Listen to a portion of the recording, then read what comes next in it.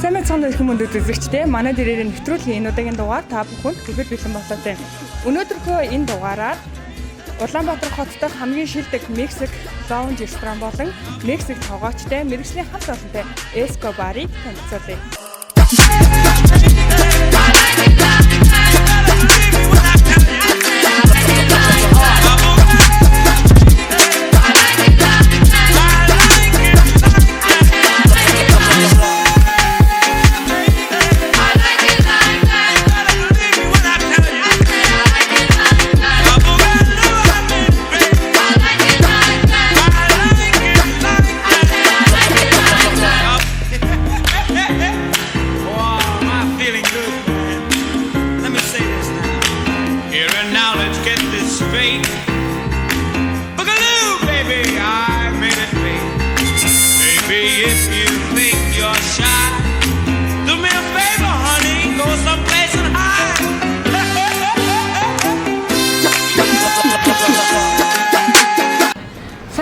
Тэгэхээр үзэгчдэд хэлээд өөртөө танилцуулаач.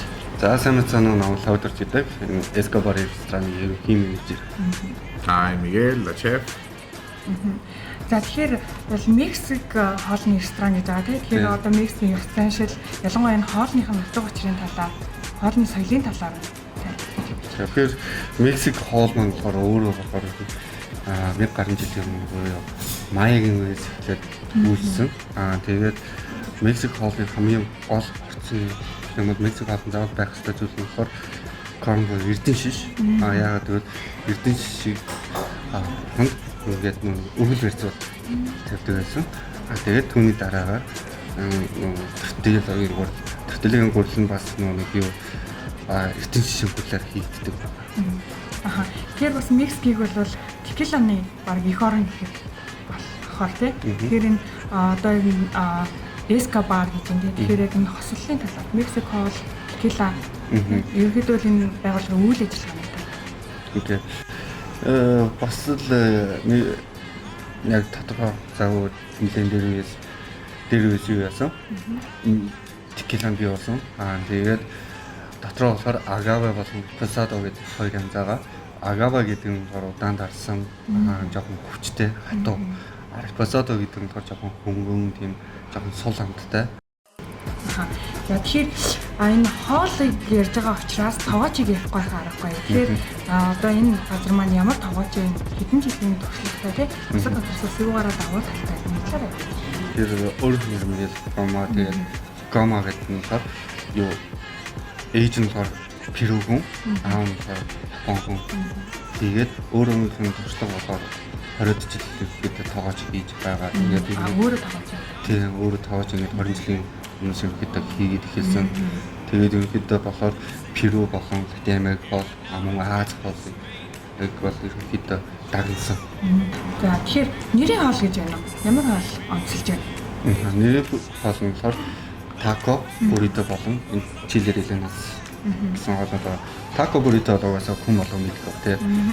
Тэгэнгүүт чилер элэнас нь болохоор одоо энэ ногоон яг чили дотор ингээд юутай хэмтэй хамттай гэсэн сонголтоор тэгмүүд дээрээс саасаа гэсэн жоохон халуун ногоон төвтэй хүмүүс зориулагдсан. Өнөөдөр тэгээд ер нь Латин Америк зүгээр яг манай монголчуудад жоохон төхөм юу гэхээр махгалсан хоолнууд байдаг. Тэгэнгүүт их хоолнууд нь халуун ногоотой одоо халуун жинжиж маань сүмсэн соус нь халуун ногоотой дагч шин гэдэг.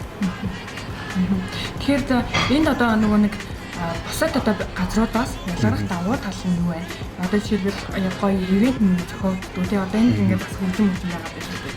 Тий, бусад газраас ялгагдах юм юм мэдээж ирэх хоолны тал дээр бол мэргэжлийн шеф маань байна. Одоо 20 гаруй жилийн туршлагатай байсан. Тэгээд түүнээс гадна манай ерөнхийдөө 5 дахь өдөр болон латин хөгжим аим толдог.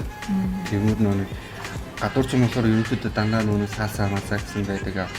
Тэгэхээр манайх болохоор тийм биш. Саасаа гэсэн яг нэг юм аяг биш. Яг нэг латин одоо регетон хөгжим юм уу тийм латин өвөр жоохон биттэй хөгжмүүдийг яагаад хүмүүс зүгээр энгийн нэг саасаагаас илүү өөрсдөө хоригдснээрээ тань чөлөөтэй байхыг илэрхийлдэг. Тэрнгээрээ ерөөхдөө давуу талаа дээрээс нь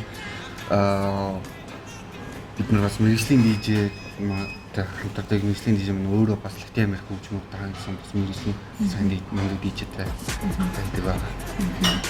Тэгэхээр үзэгчдээ та бүхэн Мексик соёлтой Мексик хоолыг идэж үзэх хүсвэл Escobar-ыг зориорой. Та манайд ирээрэй. Gracias y bienvenidos a Escobar. Salud.